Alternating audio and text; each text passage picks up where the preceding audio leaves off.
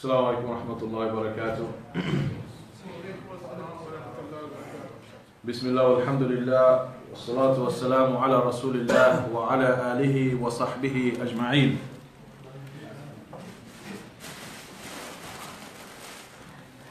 Inshallah ta'ala, tonight, having spoken about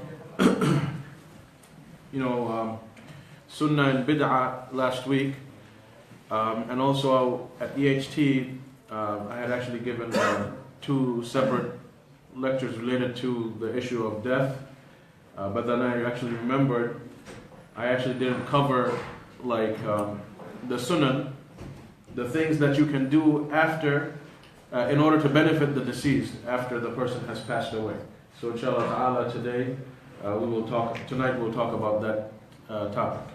But briefly, as a reminder to all of us, that Allah subhanahu wa ta'ala mentioned in the Quran that وَمَا جَعَلْنَا لِبَشَرٍ مِّن قَبْلِكَ الْخُلْدَ أَفَإِن مِتَّ فَهُمُ الْخَالِدُونَ. We did not grant any person before you, meaning talking to the Prophet sallallahu alaihi wasallam, eternity on earth. So if you die, would they live forever? So Allah subhanahu wa ta'ala makes it very clear that obviously not a single soul has eternal life. And the Prophet ﷺ faced death, and therefore every other person will also face death. The best of creation, the best from the Bani Adam, which is Muhammad ﷺ, he tasted the pain of death. Therefore everyone else will also feel that taste. And then Allah subhanahu wa ta'ala mentioned in the next ayah that kullu nafsin dha'iqatul maut, that every soul shall taste death. وَنَبْلُوكُمْ بِالشَّرِّ وَالْخَيْرِ فِتْنَةً وَإِلَيْنَا تُرْجَعُونَ. And we test you with evil, with bad things, and we test you with good as a trial. So bad things and good things, both of them are actually a trial for you in life. Okay? A lot of times people think that only bad things is a fitna from Allah. No, even when things are going great, it's actually a much more difficult trial, because when people are living in a good way, when they have a lot of money, everything is going very smoothly, they forget to make shukr to Allah. When people are facing difficulty, they actually remember Allah. So whether you face good or evil, both are trials of life, and وَإِلَيْنَا تُرْجَعُونَ, and to us is your ultimate return, to Allah subhanahu wa ta'ala. Now, last week we had mentioned about that obviously in our religion there is no room for adding or deleting anything. Allah subhanahu wa ta'ala perfected and completed everything. Like the ayah we mentioned last week, that the very last verse that Allah subhanahu wa ta'ala sent down was from the ayah, was a verse from Surah Ma'idah, that الْيَوْمَ أَكْمَلْتُ لَكُمْ دِينَكُمْ وَأَتْمَمْتُ عَلَيْكُمْ نِعْمَتِي وَرَضِيتُ لَكُمُ الْإِسْلَامَ دِينًا. That on this day I have completed you completed your religion, and perfected my blessings, the ni'mah, the gift to you, and have chosen Islam as your religion. So Islam is complete. With this ayah, Allah subhanahu wa ta'ala makes it very clear that the religion of Islam is absolutely complete. No one can come later on and say, oh, I think we can add something or delete something, all right? And also, Abu Hurairah radiallahu anhu said in a hadith collected in Sahih al-Bukhari, that كُلُّ أُمَّتِي يَدْخُلُونَ الْجَنَّةَ إِلَّا مَنْ أَبَى. All of my ummah will enter paradise, إِلَّا مَنْ أَبَى, except for the one who refuses. So every single Muslim will enter paradise except for the one who refuses to enter paradise. Ajib, so the Sahaba radiallahu anhum, that Ya Rasulullah, وَمَنْ يَأْبَى, O Messenger of Allah, who is going to refuse to enter paradise? Like, who is that foolish? Who is crazy enough to refuse to go to paradise? So the Prophet ﷺ said, مَنْ أَطَاعَنِي دَخَلَ الْجَنَّةِ وَمَنْ عَصَانِي فَقَدْ أَبَى. Whoever obeys me, meaning follows my sunnah, he will enter paradise, and whoever disobeys me has refused to enter paradise. So over and over again, inshallah ta'ala, we will remind ourselves from different angles, you have no choice but to follow Islam according to the understanding of Muhammad sallallahu alaihi wasallam. Alright? So, my father, grandfather is not going to take me to Jannah. The Sunnah of Rasulullah will. So that has to be engraved in your hearts and your minds, that this is the only way to go to Jannah is through the obedience of Muhammad sallallahu alaihi wasallam. So having said that, inshallah ta'ala, tonight we will talk about certain things that benefit the deceased person from the Sunnah after the person has passed away. So if it's your parents, relatives, uncles, aunts, whatever it may be, or it's a fellow community member, these are the things that you're supposed to do from the Sunnah, as legislated by the Sunnah, to benefit the people. Alright? First and foremost, it's a hadith in Sahih Muslim. Abu Hurairah radiallahu anhu said that the Prophet sallallahu alayhi wa sallam said that إِذَا مَاتَ الْإِنسَانُ انْقَطَعَ عَمَلُهُ إِلَّا مِنْ ثَلَاثٍ. When a person dies, all of his deeds are cut off. It comes to an end except for three things. Right? Three things. What is it? Sadaqatun jariyah. An ongoing charity that you leave behind. For example, a masjid that you helped build. An Islamic school that you helped build. Anything Islamic that you left behind with which people will benefit from. Okay? Sadaqatun jariyah. So for example, let's say you need to build a masjid, you need to expand a masjid, whatever may be the case. When you give money towards the expansion or to the building, even after death, every person that makes a sajda, Allah will write it in your book of good deeds till the day of judgment in that masjid, because you helped build that masjid, right? So, sadaqatun jariyah, this is the very first thing. So who benefits the deceased? Himself. Yes? Right, okay, so this is number one. وَعِلْمٌ يُنْتَفَعُ بِهِ. And knowledge that he leaves behind with which people will benefit from. Number one meaning religious knowledge. That you learned the religion, you taught it to people, even after you die, people will still benefit from that knowledge. Like for example, this specific hadith that I just narrated, that we're talking about, who is getting the reward for this hadith? Shame, you. No, Abu Hurairah, Jazakallah khair. Inshallah, I hope I get the reward too. But let's talk about the people that's for sure. Right? So Abu Hurairah radiallahu anhu. Anytime, anywhere in the world, someone narrates this hadith, Abu Hurairah is getting a reward. And this has been going on for over 1,000 years, 1,300 years even, 1,400 years. And it will go on until the day of resurrection. So any religious knowledge that you learn and you taught to people, you leave behind, even after your death, Allah writes it down. And then secondary, any knowledge with which the Muslim Ummah benefited from you. Okay? So first and foremost, whenever you see the word ilm in the Quran and Hadith, it specifically talks about religious knowledge. The knowledge of Allah, the knowledge of the Quran and His religion. Okay? So, I know in many countries, you go to school, the math teacher will say the dua, Rabbi zidni ilma. Okay, that's good, mashallah. Generally speaking, it's part of knowledge, but that specifically is talking about religious knowledge, alright? But of course, knowledge of mathematics will help you in the dunya as well. But ilm covers generally speaking, but the number one meaning of ilm is religious knowledge. And then the third, وَوَلَدٌ صَالِحٌ يَدْعُو لَهُ. A righteous child who will make dua for you, for him. So these are the first three things that will benefit a deceased person, and it's all him, it's on him. He establishes a sadaqatun jariyah before dying. He establishes knowledge before dying. And he leaves behind righteous sons and daughters who know how to make dua for him. Alright, so as a father and mother, it is extremely important that you leave behind Muslim kids. Not just kids with Muslim names, no. Actual Muslim kids who know what to do after you pass away. Like what has become the custom of the people. Sheikh, my father passed away, can you make dua? Why me? He's not my father. He's your father. Am I going to make a dua more sincere for your father than you? It's impossible. It is humanly impossible for me to do that.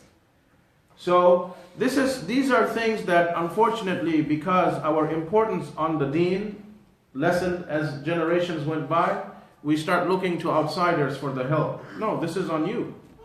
Like even for Salatul Janazah, it is best if someone from the relatives lead the Janazah prayer. But then there is a huge problem. Most people don't know how to pray the Janazah prayer. So then the Imam of the Masjid has to pray. And we try to be as sincere as possible, but let's speak with common sense. And this is a fact. I cannot be more sincere in leading a Janazah prayer for someone's father than him. It is impossible, right? So these are things that you have to think about while you're still alive. Okay, so these are the first three things that benefit the deceased from the sunnah. Then is dua. This is so we'll put this one hadith as number one because it mentions three things at once. But before moving on to the second point, here you see that the Prophet ﷺ said, Sadaqatun jariyah, ilmun yuntafa'u bihi, and waladun salihun yad'u lahu. Three things. Ongoing charity, knowledge, and righteous child. There is a way that you can connect all three. How? With masajid. Where sadaqatul jariyah, of course, this is the best sadaqatul jariyah that you leave behind the masjid. Everyone who's going to make a sujood, ruku, whatever it is, you're still going to get reward. Knowledge of religion, where is it spread from? Masajid. That's how it's supposed to be. Alright? Where are children going to learn to become righteous? A masjid. So all three are connected to the house of Allah. So think that if you fix everything up and you understand the importance of a masjid, you kill three birds with one stone. Okay, so all three is connected directly to the house of Allah subhanahu wa ta'ala. So number two, dua. Allah subhanahu wa ta'ala mentioned in the Quran that وَالَّذِينَ جَاءُوا مِن بَعْدِهِمْ يَقُولُونَ رَبَّنَا اغْفِرْ لَنَا وَلِإِخْوَانِنَا الَّذِينَ سَبَقُونَ بِالْإِيمَانِ. Those who came after them, Allah is praising these people. The believers that come later, they make dua for the believers that have passed away. That, oh Allah, forgive us and the believers who have preceded us in faith. This is a righteous act. So Allah praises this act, meaning dua. This is ongoing. That you know about Muslims who have passed away. You sincerely make dua that Allah have mercy on him, Allah forgive him, Allah grant him or her Jannah, whatever may be the case. So dua. And وَلَا تَجْعَلْ فِي قُلُوبِنَا غِلًّا لِلَّذِينَ آمَنُوا رَبَّنَا إِنَّكَ رَءُوفٌ رَحِيمٌ.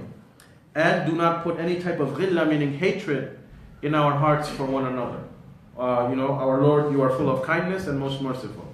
So the brotherhood, the Islamic brotherhood, that a Muslim woman makes dua for another Muslim woman that she heard has passed away. A Muslim brother makes dua for another Muslim man who has passed away. This is a command from Allah subhanahu wa ta'ala. So dua will benefit the deceased. That you make dua for your Muslims that you are aware of that have passed away. So how much more is the dua that for your parents or uncles and aunts or grandparents, whoever has passed away, your friend, community members, that people you actually knew face to face. Allah is talking about general dua for all believers who have passed away. But your dua will be more sincere, more from the heart if it's about people that you actually met face to face and knew. Alright? So dua will benefit the deceased, inshaAllah. The more dua you make for someone, anytime you remember someone, like for example, even the scholars, the ulama, like for example, it's from the adab as a Muslim, it's not an obligation, but it's from the adab, that when we mention the scholars who have passed away, what do we say after their name? Rahimahullah. May Allah have rahmah on that alim. So this is from the adab. Right away, even though we're saying his name, we make a dua. May Allah have mercy on him. So this is something that you should do. That if your grandfather's name is brought up, maybe you and your family are eating dinner, something happened, you want to tell your kids a story about your grandfather that you remember. Say rahimahullah, that may Allah have rahmah on him. Right there you made a dua for your grandfather in one sentence. Good enough. Because only the rahmah of Allah will take someone to Jannah. Alright? So these are things that you should be aware of and be accustomed to, that make dua for the believing brothers and sisters who have passed away. And also Allah subhanahu wa ta'ala taught us the best dua to say for our parents, that رَبِّ ارْحَمْهُمَا كَمَا رَبَّيَانِي صَغِيرًا. This is the best dua that you can make for your parents, because this is what Allah tells you to say. So this is the best dua. Oh Allah, have mercy on them because they took care of me when I was young. This is the best dua that you can make for your father and mother. Okay? So a lot of times people think, I have to make a 1 hour long dua, otherwise it's not good. Right? Dua is supposed to be short and precise, that you remember and you know what you're saying. You don't lose khushu', okay? So you concentrate, you have khushu' in your dua, and you know what you're saying. And it's supposed to be very short and precise, to the point. The Prophet ﷺ never made dua for hours and hours. Never. None of the Sahaba did. Look at this. A simple one sentence. This is the best dua that you can make for your father and mother. What else do you want? He or she has passed away. Oh Allah, have rahmah on him. But somebody wants to make dua for half an hour. This is Allah telling you, say this dua. So how can you make a better dua? Your mind cannot come up with anything better. Okay, so and it's just one phrase. So these are things that you should learn from the sunnah, that dua doesn't necessarily mean it has to be very lengthy. It has to be short, to the point, and you know and you have concentration in what you're saying. And then also another hadith, also by Abu Hurairah radiallahu anhu, that إِنَّ الرَّجُلَ لَتَرْفَعُ دَرَجَتُهُ فِي الْجَنَّةِ. On Yawm al-Qiyamah, a person will come, his level in Jannah will be increased. Alright? And we know how many Jannat are there. How many Jannahs? 7. Okay? 7 Jannah with 100 darajat, 100 levels in the 7. And this is the hadith in Sahih Muslim. So someone's level in Jannah will keep increasing. So he will say, فَيَقُولُ, he will be surprised, أَنِّي هَذَا, what is this, Allah? What's going on? Why is my level increasing in paradise? فَيَقَالُ, so Allah will reply to him, بِإِسْتِغْفَارِ وَلَدِكَ لَكَ. This is because of your child making istighfar on your behalf. Subhanallah. What tremendous reward, that a father and mother will be surprised. Why is my level increasing in Jannah? And then Allah will tell him, because you left behind a righteous son, you left behind a righteous daughter, who was always remembering you in his or her dua. And he used to always say, you know, Allah have mercy on my father and mother, Allah forgive them. Alright? So this is something. So dua is the second thing. Then next, that's mentioned in the sunnah, sadaqah, charity. Not just sadaqatul jariyah, which is a person that does, but this is someone else doing charity. Aisha radiallahu anha narrates this hadith, and it's collected in both Bukhari and Muslim. Okay? أن رجلا قال للنبي صلى الله عليه وسلم, a man came to the Prophet صلى الله عليه وسلم and he said, إن أمي افتلتت نفسها. My mother, she passed away. وأظنها لو تكلمت تصدقت. And I believe, I think, because this was his mother's habit, I think, if she was alive, she would give sadaqah. Meaning, you know, the son knows what is the habit of the mother, obviously. So he came to the Prophet ﷺ and he explained to him, that, you know, I feel if my mother was still alive, she would still keep making sadaqah all the time. فَهَلْ لَهَا أَجْرٌ إِن تَصَدَّقْتُ عَنْهَا. So is there a reward for her if I make sadaqah with the intention that the reward goes to her? So the Prophet ﷺ said, nah, yes. So this is what it means by charity. So suppose your father or mother passed away. You're the son or the daughter. It refers to both, not just the son. So your father or mother passed away. You are the son or the daughter. You come to the masjid. There's a fundraiser. You're giving $100. You can make the niyyah. You don't verbalize it. This is your intention. Okay? That you're giving this $100 fi sabilillah on behalf of your father or mother, or who, you know, your parents who has passed away. And Allah will write it down as if it's your deceased father or mother who gave this money. Okay, so this is only allowed for the sons and daughters. You can't go do this for your uncle or your cousin. It's only the son or daughter who can go do this for the parents. Okay, so again, the importance of making sure you leave behind actual Muslim sons and daughters. Because who's going to come and give charity to the masjid or anything like that unless he or she himself is kind of practicing at least. So the charity that a son or daughter gives on behalf of the father and mother, Allah records it for the deceased parent. Then the next thing that we can do, fulfilling vows, nadar, that someone makes a vow. So the Prophet ﷺ said, also collected in Bukhari, Abdullah ibn Abbas radiallahu anhu says this, that أن امرأة جاءت إلى النبي صلى الله عليه وسلم فقالت, so a woman came to the Prophet صلى الله عليه وسلم and she said, إن أمي نذرت أن تحج.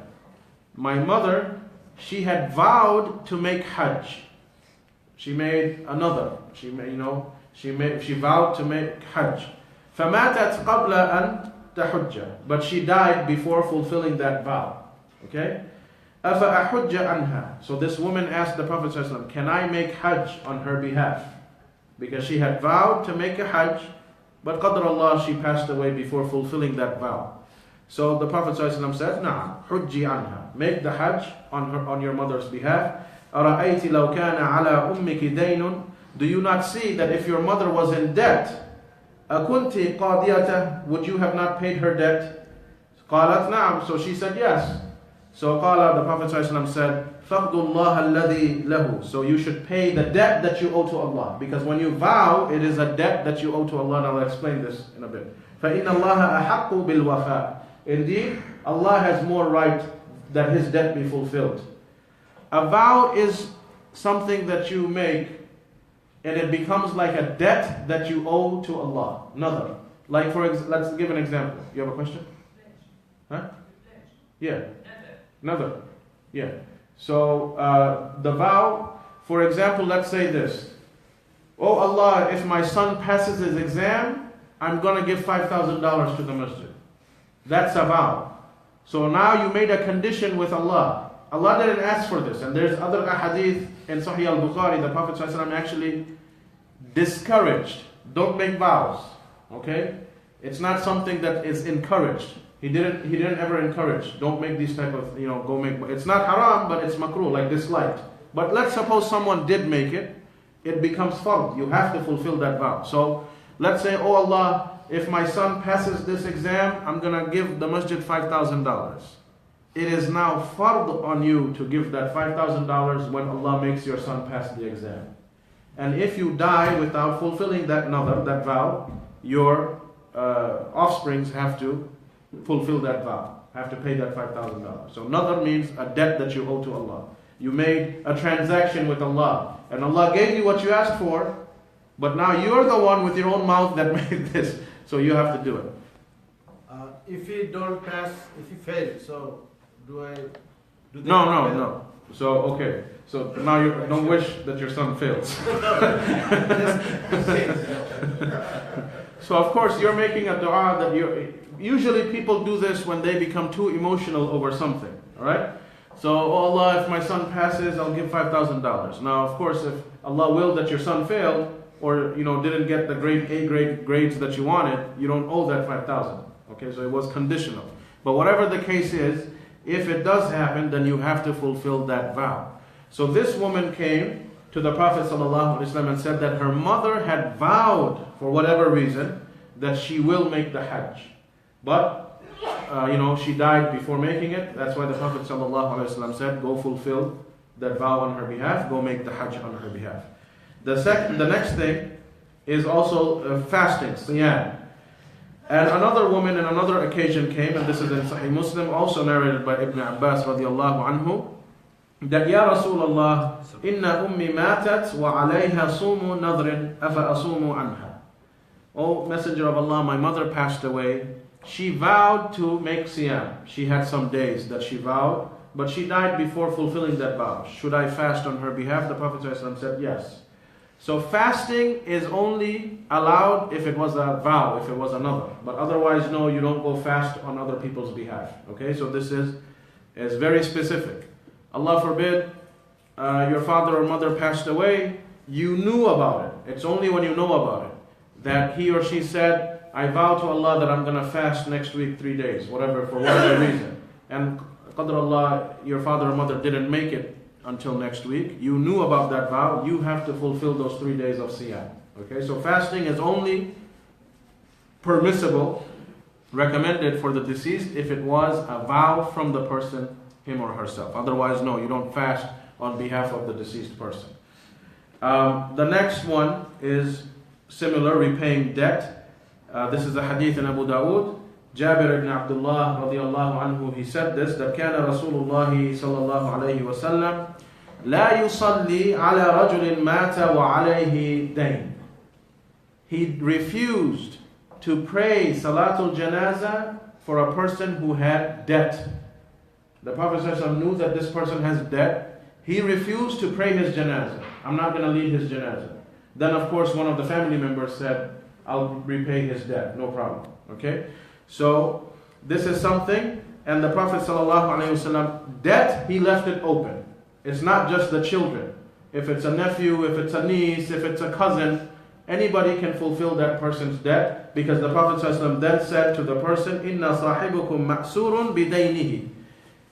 Indeed, your companion is being detained because of his debt, meaning detained from the rahmah of Allah. So this is open.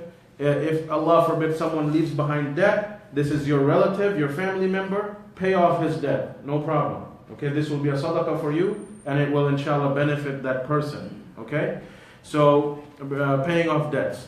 Now here, briefly a side note. Who was the Imam when the Prophet ﷺ was alive? Him, right? Right, him. He's the Amir, he's the Imam, he's everything. So this is a sin that he knew from the community member, that a person left behind debt, and the Imam said, I cannot lead his janazah prayer.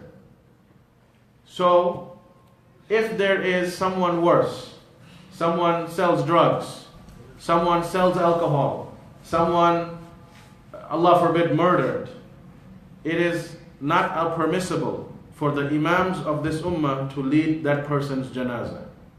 Okay? So, Allah forbid, while I'm here, if any such people come, don't get offended, because this is the rule. Because the rule, this is done, even in a non-Muslim country, obviously we don't have Sharia law, we can't do nothing. But the Imams have to shun a person's action in some way so the people understand this is a major sin. Do you understand? So certain responsibilities that people like me have, it's not fard on you, but it's fard on me. Or it's recommended on me because of the position we have. So certain times, like I remember, I was the Imam in Westchester actually in Pennsylvania. This was like 9 years ago. Two Muslims, they dressed up like women, wearing niqabs, robbed a Bank of America, shot the police, and there was a shootout, and he got shot too. Okay, so this was like 8-9 years ago. I refused. I'm not going to pray his janazah. He's a murderer. First, he dressed up like a woman, putting the whole niqab under threat. Second, he went and killed a police officer. He robbed how many major sins did this guy commit? Okay? So, and a lot in his family was getting angry. Almost every masjid the Imam refused to lead the janazah for those two people. It's from our religion. We can't, what can we do? So, these are things that you have to be aware of. So, this is just for debt, that the Prophet ﷺ refused to lead the prayer for someone who left behind debt. So what about sins that are far worse? So the Imams have to abstain from leading the janazah prayer for such people only if they know. But also it's from the adab, which I've never done. It's not my business. I don't go around asking, hey, what does this guy do in his life? No. Someone came, he died, lead the janazah, be quiet, and ask Allah, that's it. Don't dig behind things. That's also haram, okay? It's only when someone's life became public, people already knew about it, then there's nothing to hide, right? So keep this balance. Then the seventh thing is Hajj, which in not just a vow, but Hajj in and of itself. So Abdullah ibn Buraydah radiallahu anhu, he mentioned in a hadith in Sahih Muslim that on another occasion a woman came to the Prophet sallallahu alaihi wasallam, that whose mother had passed away, and she asked the Messenger sallallahu alaihi wasallam that إنها لم تحج قط أفأحج عنها. She never made Hajj. She never had the opportunity to make Hajj. my mother, she passed away. Should I perform the Hajj on her behalf? And the Prophet ﷺ said, Hujji anha, make the Hajj on her behalf. And also, the daughter can do for her father. Okay, it doesn't have to be that a woman can only do for her mother. No, a woman can also do the Hajj for her father as well. And this is another hadith in Bukhari and Muslim where a woman came to the Prophet ﷺ and asked that, Ya Rasulullah, inna faridat Allahi ala ibadihi fil Hajj. Oh Allah, a messenger of Allah, indeed Allah made an obligation on His slaves, the Hajj, an obligation upon His slaves. Adrakat abi shaykhan kabira. But my father has become very old. He has become very old. لا يثبت على الراحلة. He is too weak to even make the journey. أفأحج عنه. So can I make Hajj on my father's behalf? This is the woman who's asking the question. So the Prophet ﷺ told her yes. So this is clear evidence that a woman can make Hajj for her father as well as her mother. And of course the son can make Hajj for his father or mother. It doesn't matter. The only exception for this is you have to make sure you had your own Hajj done first. Okay, this is the hadith in Abu Dawood.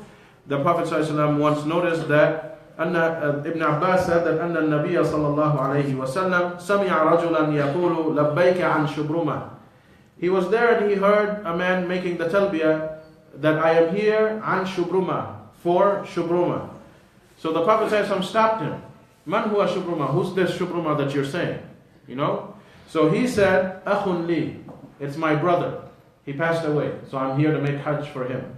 So the Prophet ﷺ said, Hajjajta an nafsik? Did you make your own Hajj first? He said, La. So then the Prophet ﷺ said, Hujja an nafsik, thumma hujja an Shubruma. Make your own Hajj first, then later, at a later time, make Hajj for your brother. Okay? So the issue of Hajj, number one, you have to have your own Hajj done first. Then you can make Hajj for your brother, your sister, your father, your mother. Okay, so here the Prophet ﷺ opened a little bit more. So you can make Hajj on behalf of your brother or sister or father or mother if they have passed away, but the condition is you made your own Hajj first. Because this is a pillar of the deen, you have to fulfill your own pillar first. So this is another way that we benefit the deceased according to the Sunnah. Then the other thing is udhiyah, sacrifice. Okay, the Prophet ﷺ in a hadith in Sahih Muslim, Aisha radiallahu anha says that when the Prophet ﷺ made the Hajj, when he was sacrificing the udhiyah, he said, Bismillah, in the name of Allah, Allahumma taqabbal min Muhammad, oh Allah, accept this from Muhammad, wa ali Muhammad, and from the family of Muhammad, wa min ummati Muhammad, and for the whole ummah of Muhammad, thumma dahha bihi, and then he slaughtered the sacrifice. So this hadith is something, subhanallah, it shows you the rahmah that Rasulullah ﷺ had. He actually made the udhiyah on behalf of the entire ummah of Muhammad ila yawm al-akhir. So all those people who are poor, or it's not fard on you, you're not in Hajj, and you also don't, you want to make, first of all, you do know the udhiyah is only fard when you make Hajj, right? Yes? Okay, so that's who's it fard for. Only when we're going for Hajj. Otherwise, you're out, you're not making the Hajj. This is the sunnah mu'akkada, it's not an obligation. So you want to do it, this is greater reward for you, no problem. And of course, the people who don't have money whatsoever, then think of this hadith. The Prophet ﷺ thought about you and he made the sacrifice already. Alright? So this was from the rahmah of Rasulullah. So here, udhiyah on behalf of the deceased can be of three types, as the ulama mentioned. The first type is basically when someone makes a sacrifice on behalf of himself, his family, and the living and the dead. Like the Prophet ﷺ made it here. Okay? So this is permissible because the Prophet ﷺ himself did it. So let's suppose you buy a udhiyah during Eid al-Adha. This is your niyyah. You don't have to, we were just talking about it the other day. You don't have to make a whole list of 50 names and repeat every uncle and grandfather's name. It's already your niyyah. that this is on behalf of my family, living and dead, doesn't matter. Okay? You make that sacrifice just like the Prophet ﷺ said, no problem. This is permissible. The second type of udhiyah is if it was part of the wasaya, the will. That if someone wrote in his will, after I die, I want you to slaughter 5 cows and feed the poor. He wrote that in his will. So that's the second type of udhiyah, second type of sacrifice. You're just fulfilling his final will. So you go buy the 5 cows and sacrifice and give it away. Okay? Then, and this is something that Allah mentioned in the Quran, that كُتِبَ عَلَيْكُمْ إِذَا حَضَرَ أَحَدَكُمُ الْمَوْتُ إِن تَرَكَ خَيْرًا الْوَصِيَّةُ لِلْوَالِدَيْنِ وَالْأَقْرَبِينَ بِالْمَعْرُوفِ حَقًّا عَلَى الْمُتَّقِينَ. That when someone, it is prescribed, it is an obligation on you, that when death approaches somebody, he writes a will, then it is an obligation on his children and wal-aqrabin, meaning his relatives, near relatives, okay? That they fulfill what has been mentioned in the will. So this is an obligation, this is the ayah. So if someone wrote in his will, sacrifice 5 cows after I pass away, then you have to fulfill. The children and aqrabin, meaning brothers, cousins, or brothers, siblings, close relatives. The third type is, of course, offering the sacrifice on behalf of the dead, independently of the living. So let's suppose you understand this. This is the third type. Let's say, my grandfather has passed away. I make a udhiyah with just the niyyah that this is for my grandfather. This specifically was not done by the Prophet ﷺ. He mixed his whole family, living and dead, no problem. But just specifically for mayyit, for a dead person, he did not offer a udhiyah. He had Hamza radiallahu anhu, his uncle, and one of the most, blessed companions. And the Prophet ﷺ loved him so much and cried for him so much. Yet he didn't go make a sacrifice for Hamza radiallahu anhu. So he never did this. Khadija radiallahu anha died. His daughters, Ruqayya, Kulthum, Zainab, they died while he was alive. His sons, Qasim, Abdullah, Ibrahim, died while he was alive. He had relatives who passed away, his own children, his own wife. He never made a sacrifice with just the niyyah for them. If it was good, he would have surely done it for his wife and children, at least. You see what I'm saying? So this is why the scholars said that specifically with the niyyah that this is just for the dead deceased, I'll make a udhiyah, this is not from the sunnah. Okay, this has not been done. But you want to make it, you make a udhiyah, this is for me, for my wife and children and my parents who have passed away, this is your niyyah, no problem. Because the Prophet ﷺ did it himself. So he mixed the living and the dead together, but not solely just for the dead. Right? Unless it's a will, or it's a vow or something like that. So then, and of course the last thing with which benefits the deceased is the issue of wasaya, which we just mentioned, the ayah. Anything that a person writes in his will, that he writes down, you have to fulfill. As his children or aqrabin, his close relatives, you have to fulfill. As long as it's halal. If someone wrote, I want my son to rob the bank after I die, obviously you don't follow that. So anything that he wrote in the will that's halal, the people have to fulfill that so that it benefits him. So these are the 9 things that benefit the deceased. These are the only things that have been mentioned, and for every single one I gave a hadith or an ayah. Anything other than this has not been done by the Prophet ﷺ or the companions. Okay, so these are the only 9 ways with which you can benefit a person who has passed away. And if you look at them, all of them, 100% deals with children benefiting the parents. All of them. Then some of them, the siblings benefiting each other. So how important is it for a Muslim family to understand Islam? Right? A lot of people that, subhanAllah, you might be coming to this masjid 5 times a day, but where's your grown son, where's your grown daughter? This is not a happy thing. That, someone may feel proud, I come to the masjid 5 times a day, but where's your kid? You have a grown son who never shows up. You have a grown daughter who does not come to learn and listen to the lectures. So this is not success. This is not something to be proud of, that I come to the masjid 5 times a day. Rather hide it. Hide that thing because your kids are not coming with you. So that's more important for you, that your kids understand Islam, they come with you and learn, and everybody as a family, you practice and learn the religion together. Okay? Now, before we end, the next 10, 15 minutes or so, bid'ah things that people do after people have passed away. So first I gave you the good, okay, the khayr. These are the things, 9 things that you're supposed to be doing. Now the famous things that you're not supposed to be doing. First and foremost is niyaha, wailing. You know, people rip their clothes, slap themselves when someone receives the news of death of their father or mother or whatever may be the case. Niyaha. The Prophet ﷺ said, Al-mayyitu yu'adhabu fi qabrihi bima niha alayh. The one who has passed away in his grave, he gets punished because of the niyaha that is done, the wailing that is done on his behalf. This is a major sin. And I had mentioned this in the EHT lecture, the things that punish a person in barzakh, in the life of the grave. So one of the things is niyaha.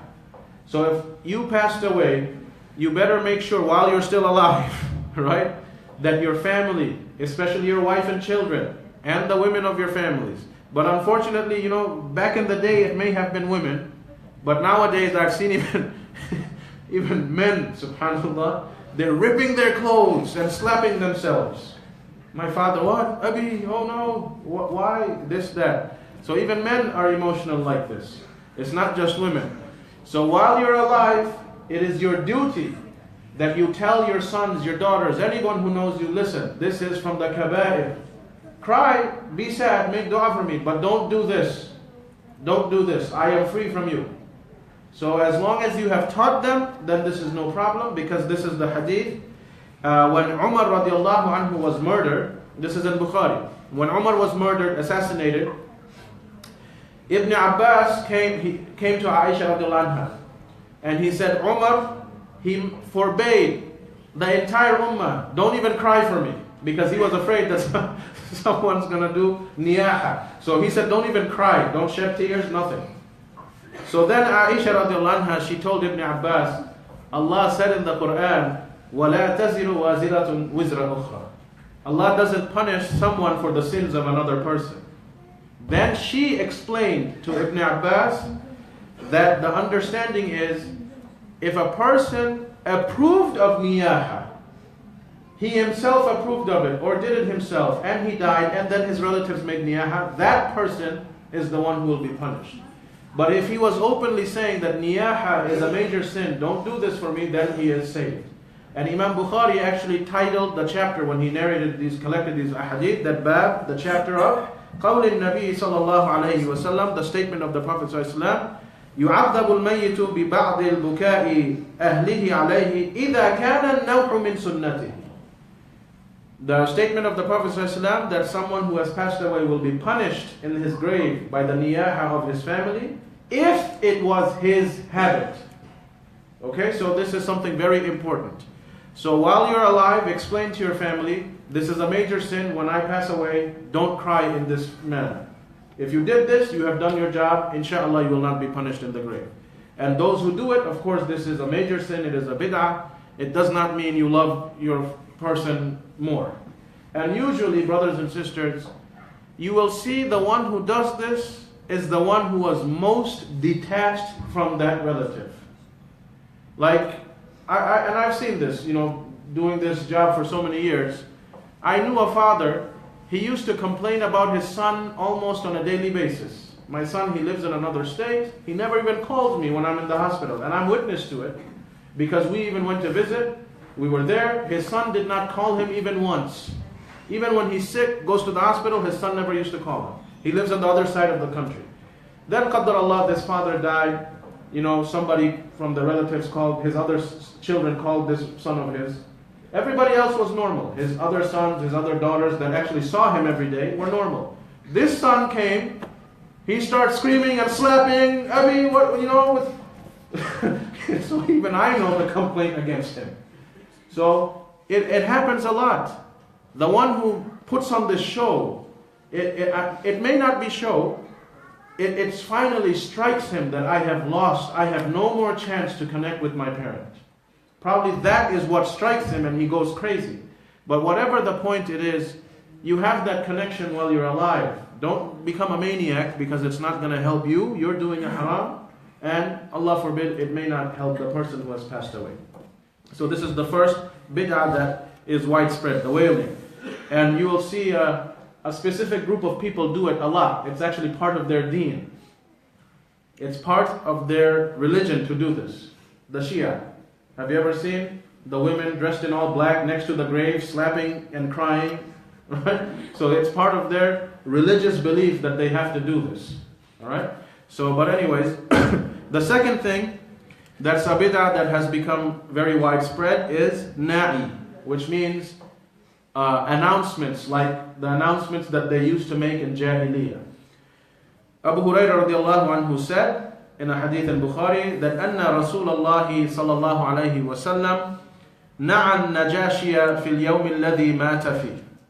When al-Najashi, you know, the Ethiopian king who had become Muslim in secret, okay?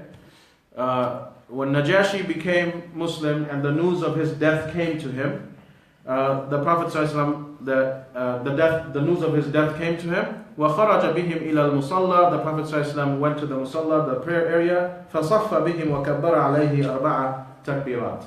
He prayed this. So this is news, okay? That news came to him, Na'an Najashi.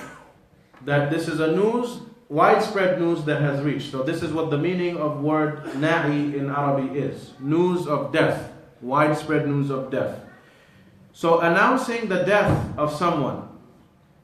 If it's for janazah, this is different. You want people to come to the janazah. So someone, if Allah wills, someone passes away, we can text, there's a janazah, brothers so-and-so passed away from our community, the janazah prayer is tomorrow. This is fine.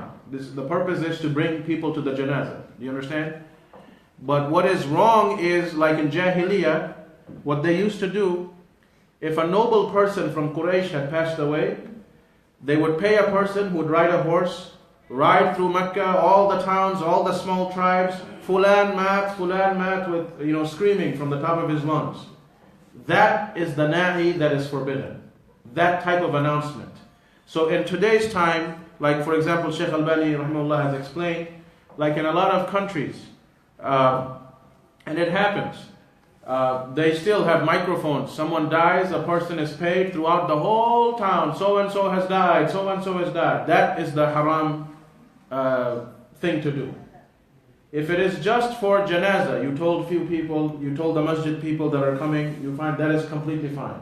But this widespread announcements for everybody, this is what the Prophet ﷺ forbade. Hudayfa radiallahu anhu, in another hadith in Bukhari, and this is Hudayfa, one of the most knowledgeable of the Sahaba, the only Sahaba that knew the names of every munafiq. The Prophet ﷺ told him, and only him. This is the special gift of Hudayfa.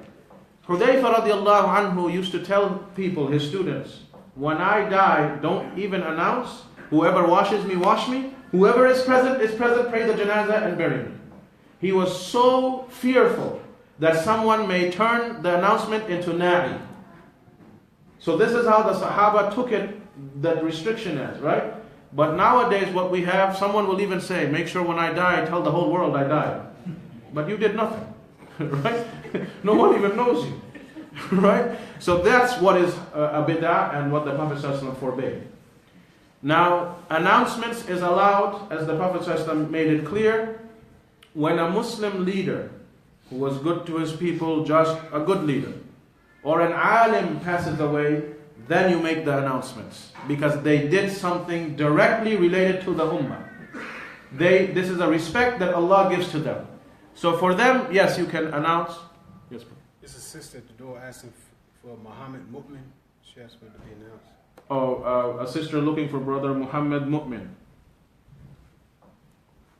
You better hurry up, otherwise no dinner at your house. Okay, sure. So I don't know.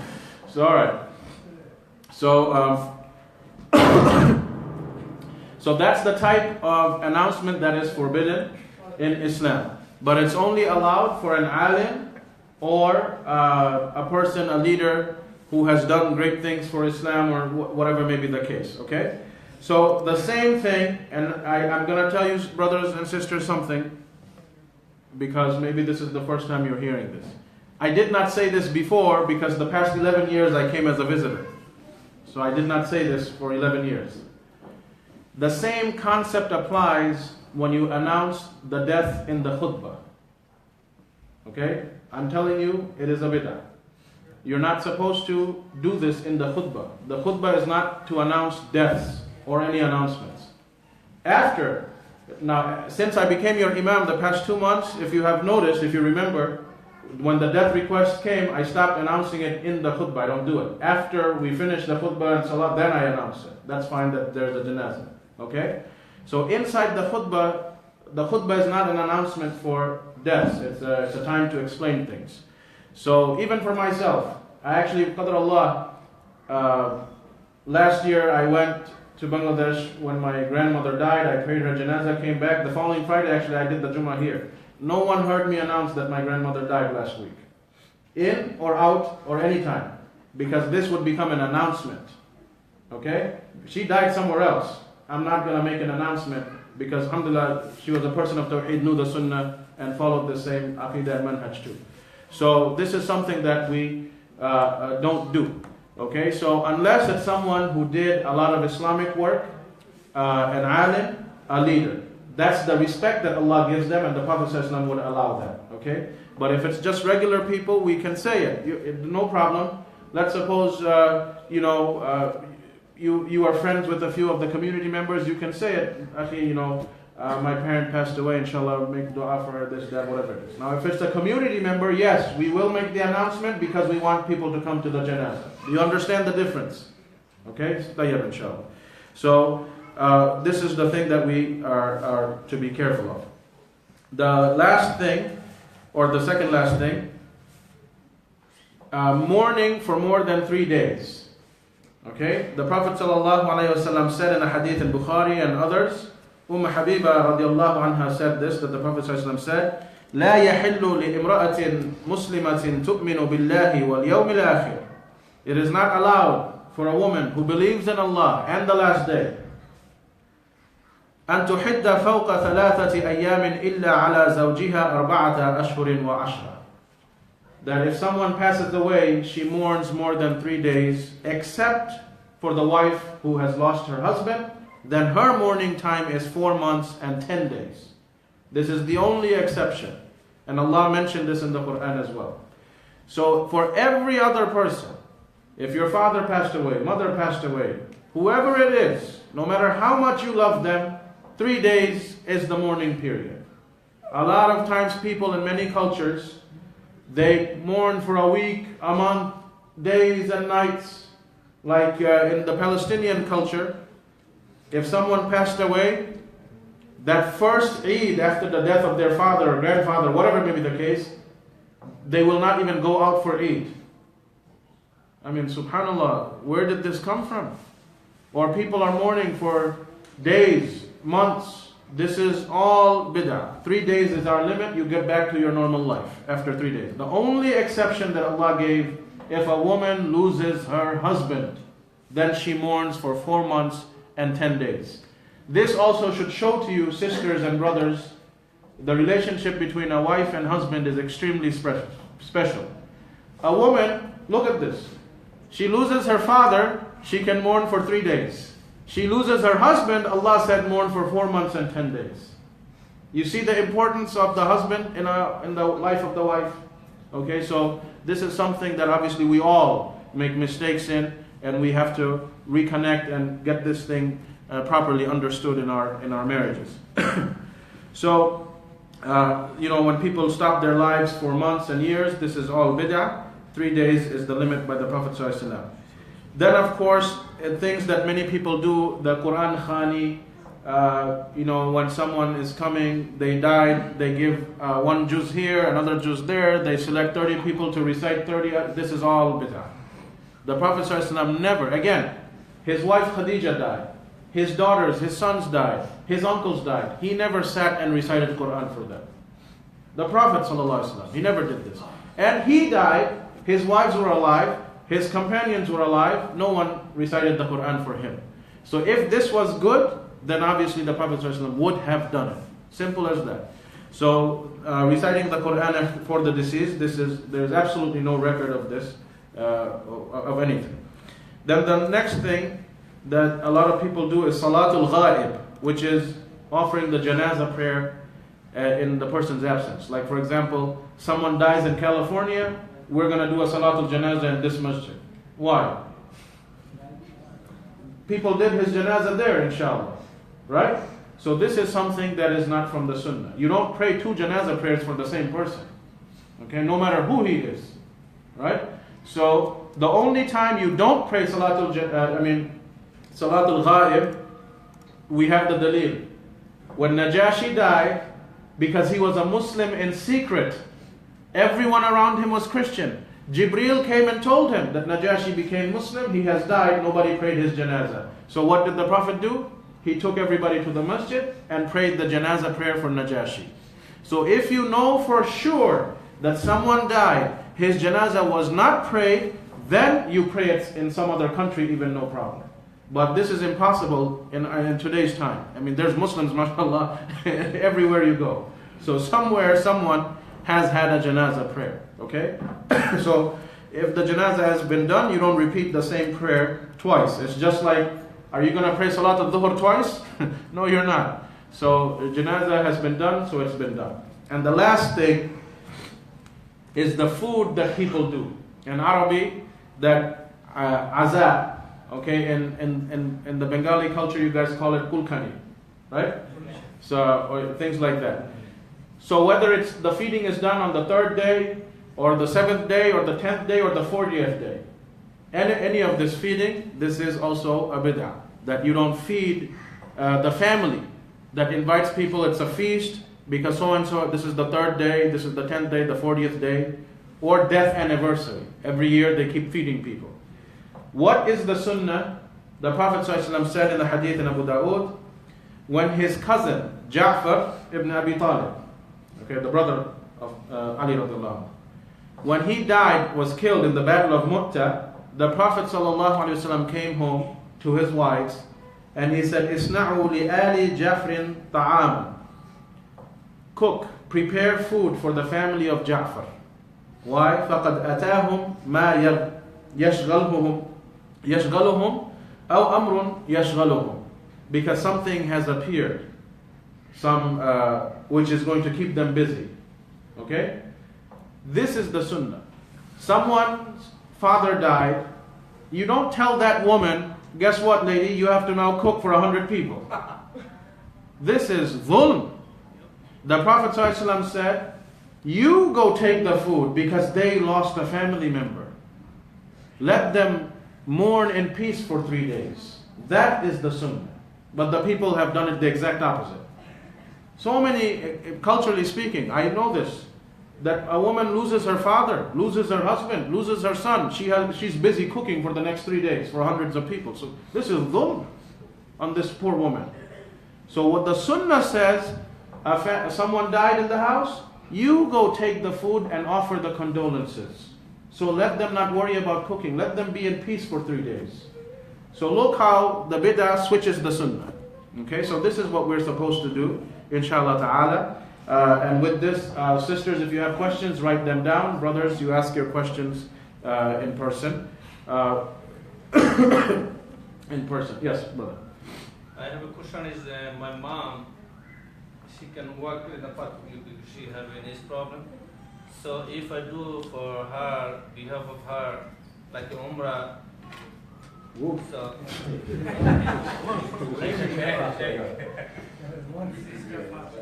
I can do the Umrah for behalf of her? There is no specific hadith talking about the Umrah, but many scholars have said it's okay because it's for your parents. Because the thing is, Hajj is a pillar.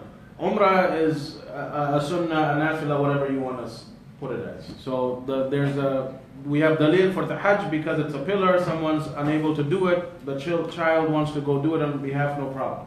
Okay, because there's nothing specific from the sunnah saying that someone made the Umrah on behalf of their father or mother, disabled, whatever may be the case. But some scholars said, oh, you can do it.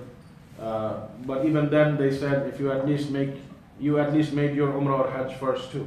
Okay, so just to be sure, because even Umrah, you're supposed to at least make it once too. Okay, this is a ruling that many people don't know. Even Umrah, at least try to make it at least once. Of course you can make it as many times as you want, but Umrah also you should at least make it once too. Yes. That is a question. Yeah. We live in like non-Muslim country, but as a Muslim we can support any political party. I'll answer this question. Let me first see what's related to this. Okay. Yeah. Somebody say like you take your mom over there and use the Yeah, that's fine. That's fine. If you take your mother there, you want to use the wheelchair, that's completely fine. Like even my mother made the Umrah with the wheelchair, so that's completely fine. Okay, you want to take her, you go with her, that's completely fine. Then you hire one of those brothers who are pushing the wheelchairs for the disabled people. You do it that way, no problem. Okay. Okay, how many rak'at of Salatul Duha can we pray? Maximum 8. So 2, 4, 6, 8. It's an even number. Salatul Duha is even. The witr means odd in Arabic. Okay, so the tahajjud prayer / witr prayer / qiyamul layl, all of these is the same prayer, just different names. Okay, that's odd. The total is odd. Okay, so 1, 3, 5, 7, 9 up to 11. Duha is even. Okay. Ahmed, you had a question? Yeah. Can we pray Salatul Ghaib for someone who died in the war, in the battle? This is a good question. He asked, can we pray Salatul Ghaib if someone died in the war? If there was no janazah for that person, if we are sure that janazah was not offered, then of course, yes. Yeah. Same thing like happened the plane crash. Somebody died. Yeah. Same thing, yeah. More people of janazah and less people of janazah. Which is good sign for the deceased person, especially for women? This is the hadith in Sahih Muslim. The Prophet ﷺ said, anyone who has 100 people, 100 people of Tawheed, muwahhidun, 100 muwahhidun attended his janazah, this is excellent. Okay? So, of course, the more the better. But this is something that is written by Allah subhanahu wa ta'ala. Like, with my own eyes, I've seen janazah prayers where there were at least 40,000-50,000 people. And on TV, I've seen janazah for ulama that had probably 500,000 people. Okay? And then, of course, I've seen janazah prayer where it was just me leading and 4 other people. So this is Allah's will. Who dies in what situation and what's going to happen. So this is, but more importantly, sister, focus in your dua that Allah has rahmah on you, gives you a good death, and generally speaking, okay? Generally speaking, that may Allah give you a good death. That's what it is. So don't be too worried about how many people are attending. This is in Allah's hands. But of course, the more, this is good. Okay, but of course you want more good people. Muwahhidun. You don't want 1,000 Ahlul Shirk coming. That's not going to benefit you, right? Because the hadith specifically mentioned Muwahhidun. Yes. Yeah, brother. As far as the announcements, how do that go with the phones? How people a text message somebody saying somebody died, and everybody in the text message will say inna lillahi wa inna ilayhi raji'un. Is that considered like an announcement too? No, I mean, like I said, as long as the text messages are making an announcement for people to come and attend the janazah, and you're sending the messages to people you know that can come, that's completely fine, right? So otherwise, if you later on see somebody, if it's your family member that passed away, you want to tell them, and they ask you what's going on, what's up with you, and anything new, something like that, you just want to casually mention it, and that's fine. But the text messages, as I said, you want to send to the community so they can come to the janazah, that's completely fine, right?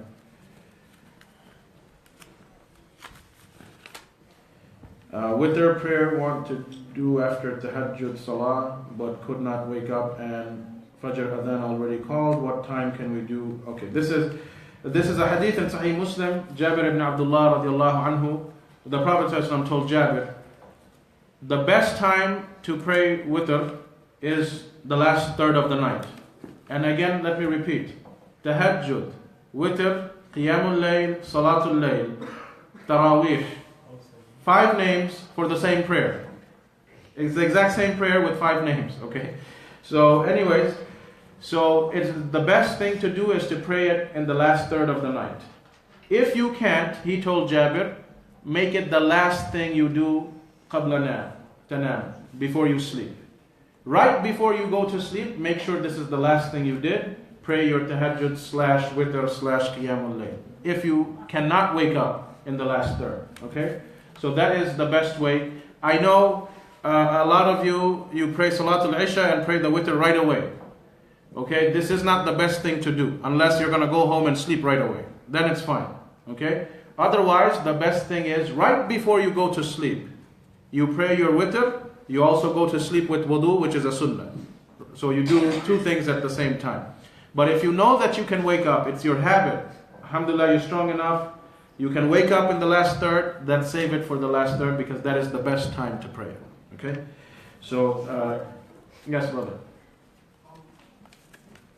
Sometimes we have the lecture right after Maghrib. Yeah. And sometimes we combine Salah, Maghrib and Isha. What is the best time to do the Sunnah and wake? For the Maghrib Sunnah and for the Isha Sunnah? Okay, so if, let's suppose, I think at least a couple of times the past week because of the weather. So the Sunnah, this is a special situation that you joined Maghrib and right away we prayed the Isha prayer because of the weather. You finish, no problem, you can pray the Sunnah afterwards. The Sunnah of Maghrib you want to pray right away afterwards, then go home, pray the Sunnah of Isha and the Witr before you go to sleep, no problem. Okay, because this is a special circumstance. You prayed Maghrib and then right away prayed Isha, so you wait until later at night if you want to pray the Sunnah, no problem. Okay? Pray the Isha Sunnah right away?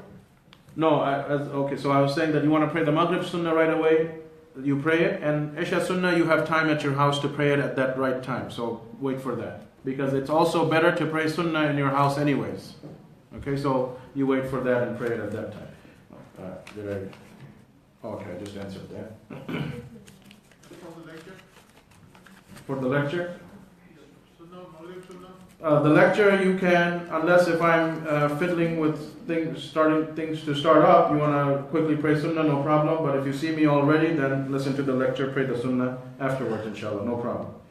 Okay, assalamu alaikum wa alaikum assalam. If you have a grandparent whose siblings are unmarried and they passed away, so grandparent whose siblings, meaning your grand uncles and aunts then, they passed away, can you give money or dua on their behalf? Jazakallahu khair. Well, this is of course a special situation. They never had children. This is a special situation, so I can't say for sure yes. I cannot also say sure no. Allahu alam. You do it with that niyyah. Allah, He is Al-Wahhab. He is all just. He bestows without mercy, without any limit. Sorry. So Allah knows the condition, and this is a good deed that you as this person's niece or nephew you want to do. Inshallah ta'ala, it will be accepted, and Allah knows best. Because it's a special situation. The person just didn't have children. Are there any specific du'as that we can make after a husband or wife passes away? There's nothing specific. You just hopefully you're not cursing your spouse after they pass away. You are in a happy marriage and you make dua for your spouse. Because as bad as it sounds, so many marriages nowadays are in shambles. Sometimes some spouse might find relief if the other spouse passed away, because it is that bad, Like so. So that's something, but yes, sir. So you told that if the husband dies, wife for 4 months. 10 days, yeah. She mourns. Wife dies 3 days. for husband? Yeah, 3 days. 3 days. Okay, so yeah, so let me answer the question. So anyway, but there's nothing specific. You would make the general dua that you would do, that may Allah have mercy on him or her, may Allah forgive him or her, may Allah grant them paradise. It's a general dua, nothing's really specific. This is as specific as it can be, that you make dua for the mercy and rahmah.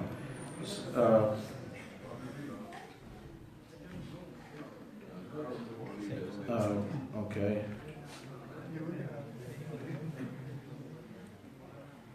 Okay, the sister is asking, I try to do fasting and every week on Mondays and Thursdays, but sometimes I cannot fast on Mondays or Thursdays, and I try to fast it on Friday.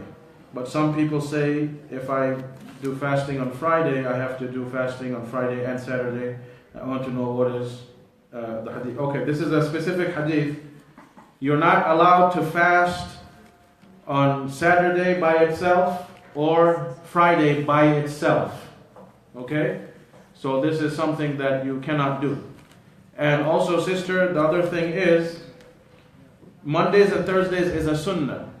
If you miss it, you don't make it up. There's no concept of making up a sunnah act that you missed. If it was a siyam from Ramadan, that's a pillar, that's an obligation, yes, you have to make up that day before the next Ramadan comes. Okay?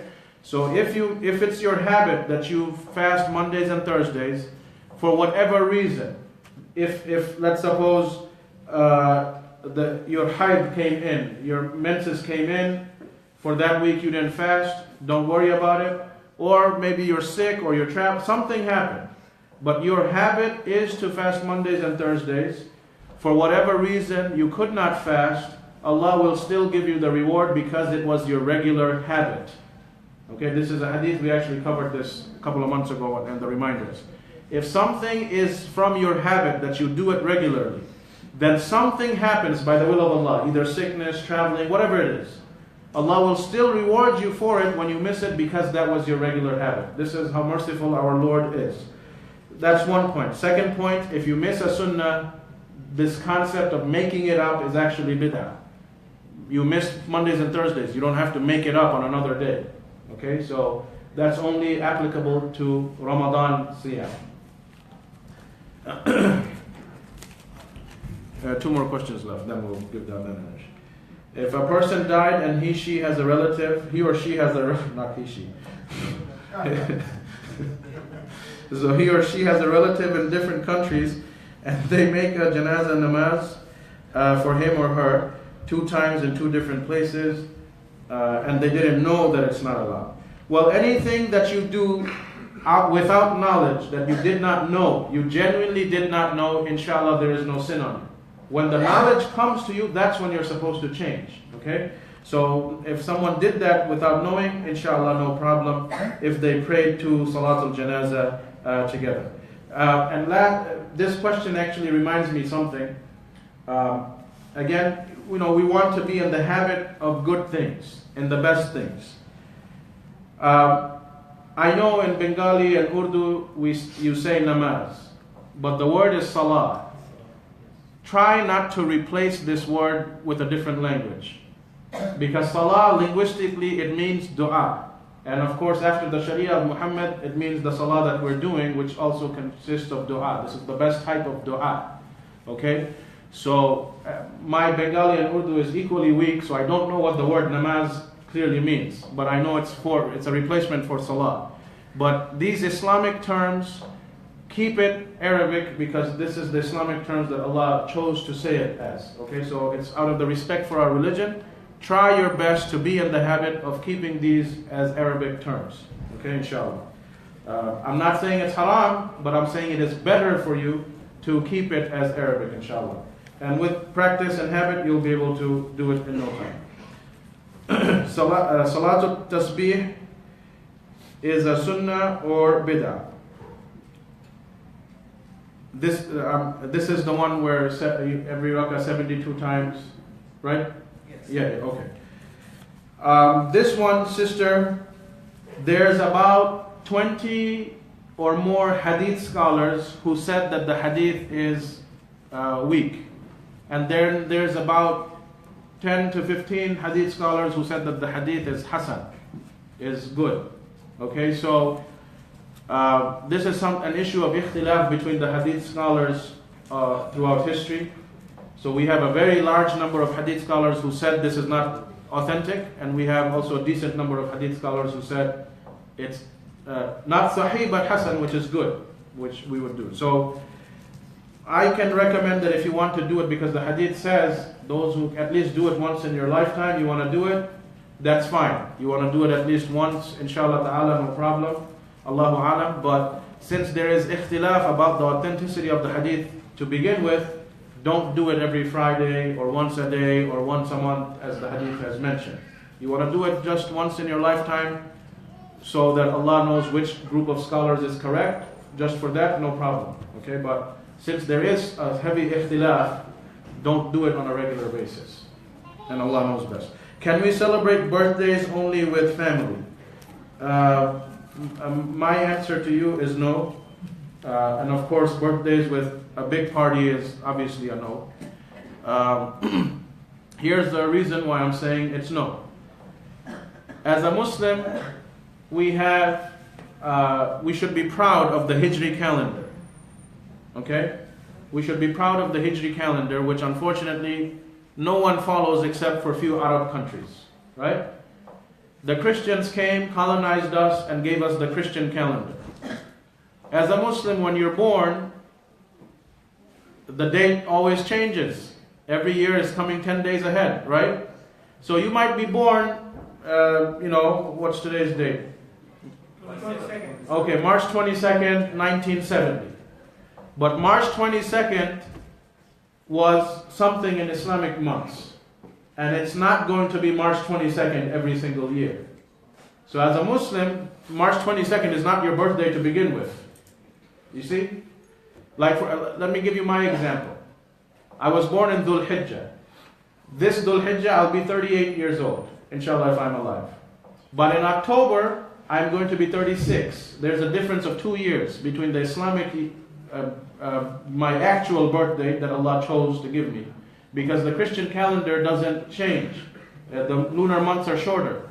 So even if you were to look at it, your age is also not the same. So the Hijri calendar is something to be proud of.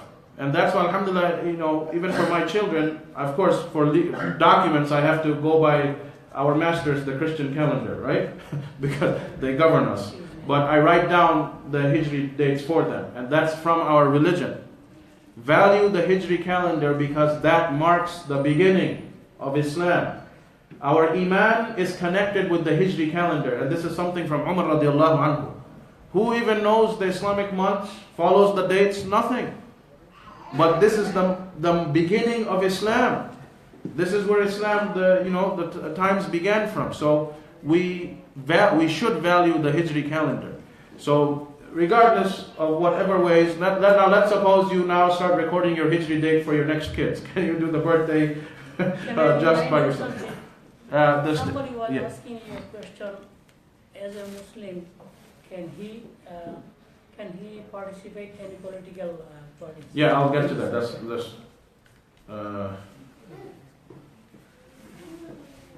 okay. This question is related to our generation.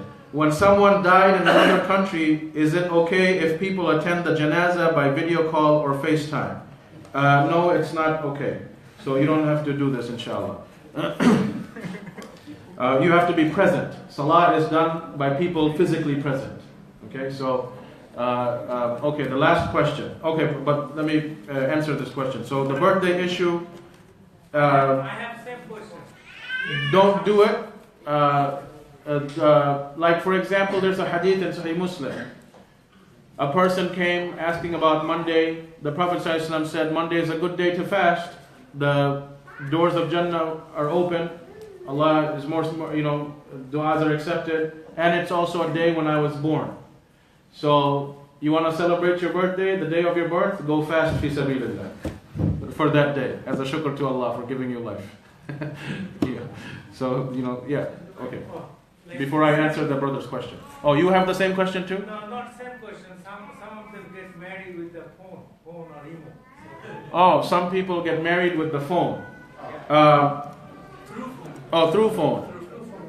Yeah. Okay.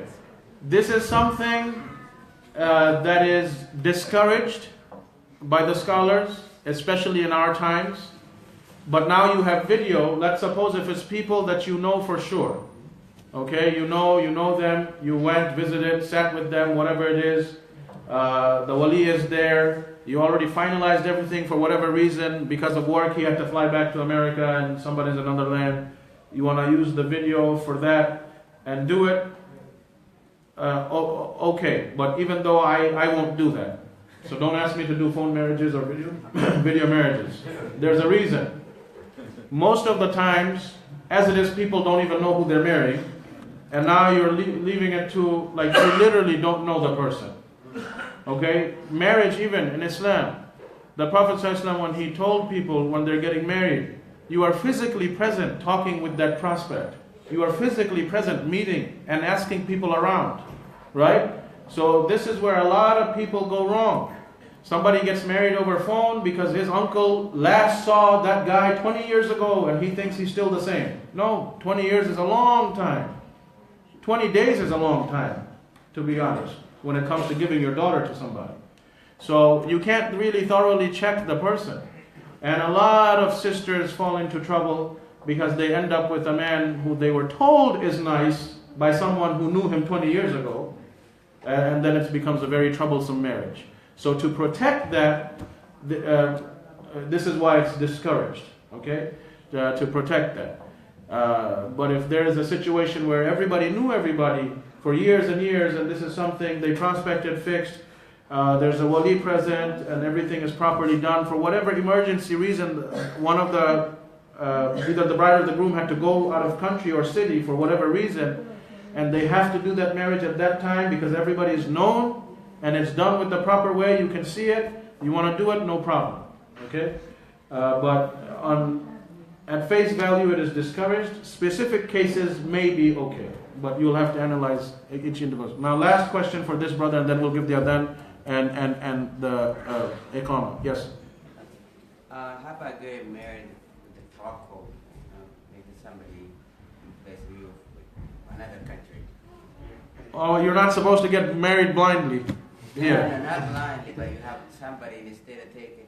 Yeah, no. This is still, I would say, don't do this. Okay, as someone who has been doing marriage counseling for over 10 years, I will tell you, just because someone knows someone and you get married without you yourself checking, you and your family, don't do this. Don't do this. Okay, so you have to be comfortable. But isn't the guy going to be good?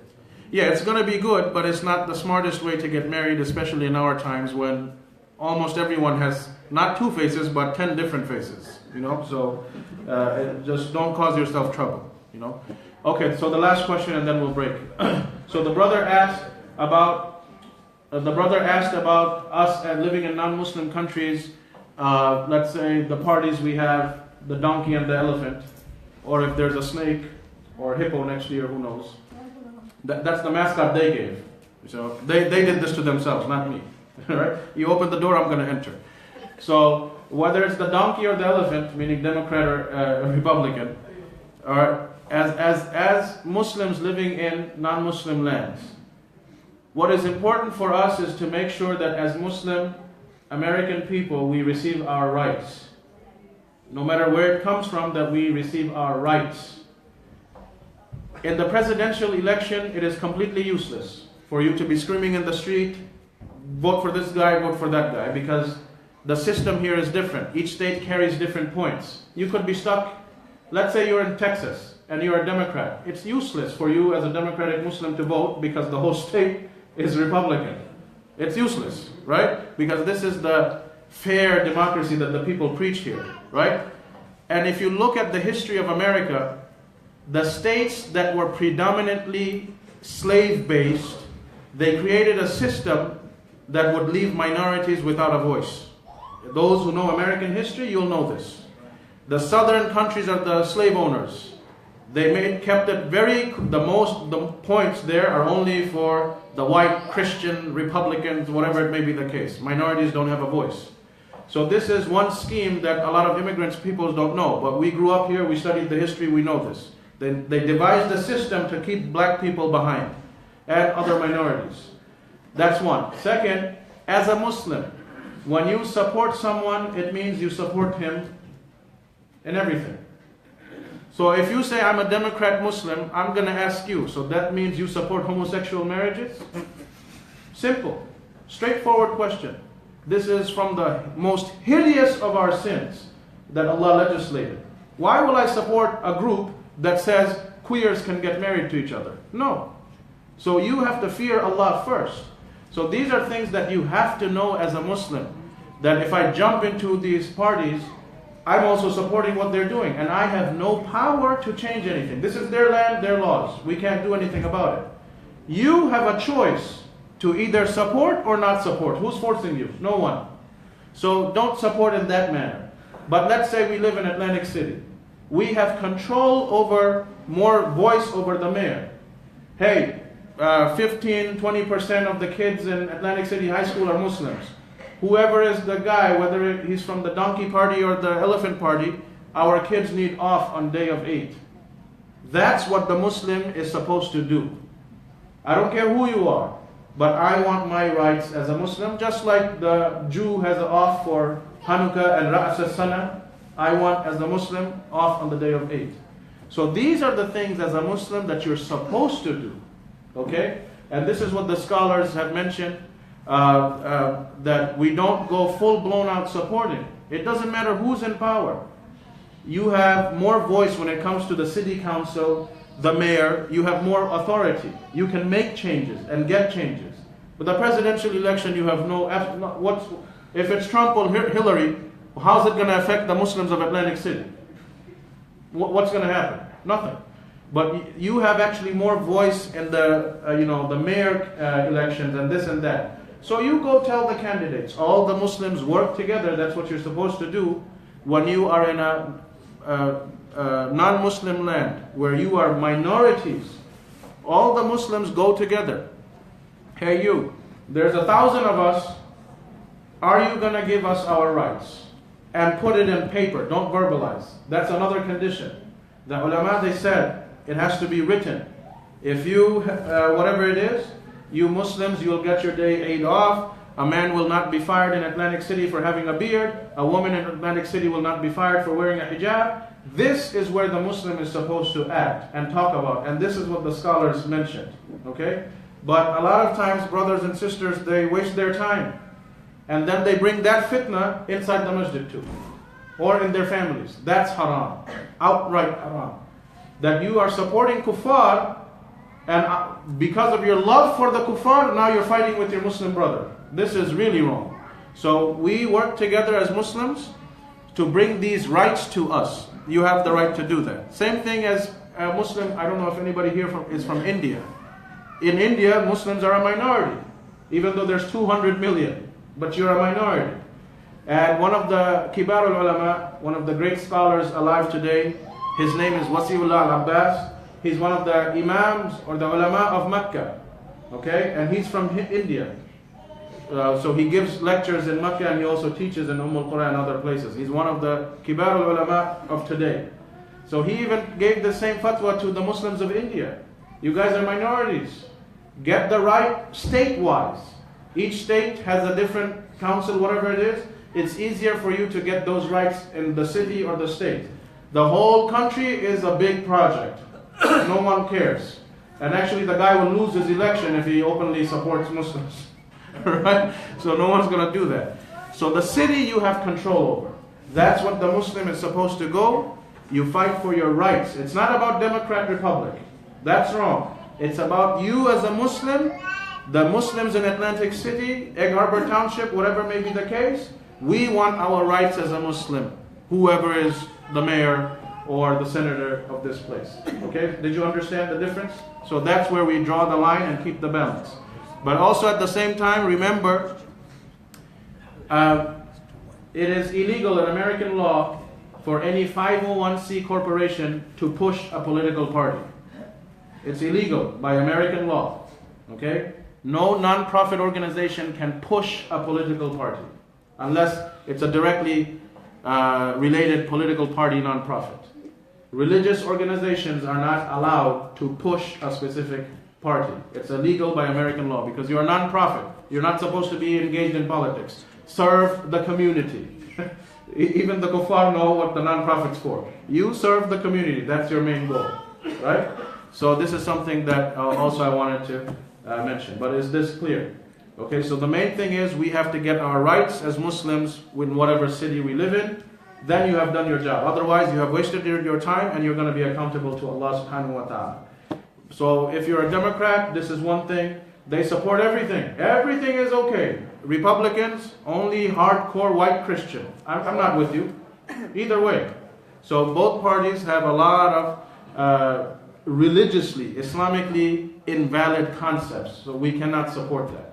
But we live in peace. We're not harming anybody. We also want our rights no matter who it is. Okay? So we'll break for then you ask, inshallah. Yeah, brother. Because we got dinner waiting too, inshallah.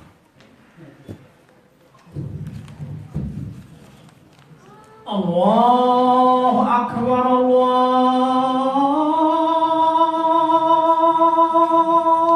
Akbar,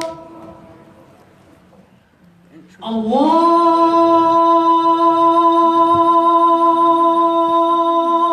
Akbar, Allahu Akbar. Ashhadu an la